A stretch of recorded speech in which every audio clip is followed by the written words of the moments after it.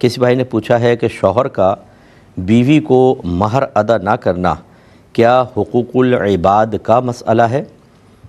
جی، حقوق العباد کا بھی ہے اور حقوق اللہ بھی ہے۔ یہ یاد رکھیں کہ جو بھی حق العبد ہوتا ہے اس میں ایک حق اللہ بھی پوشیدہ ہوتا ہے۔ حق العبد تو وہی کہ اگر بندے کا کوئی حق ہے، بندے کی وجہ سے اللہ نے ہم پر کوئی ذمہ داری ڈالی ہے تو یہ بندے کا حق ہے، جیسے بیوی کو مہر ادا کرنا شوہر پر لازم ہے۔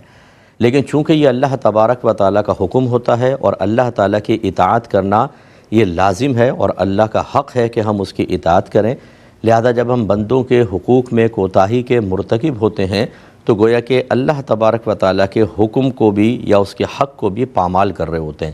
اسی لیے ہم پر دو توبہ واجب ہوتی ہیں۔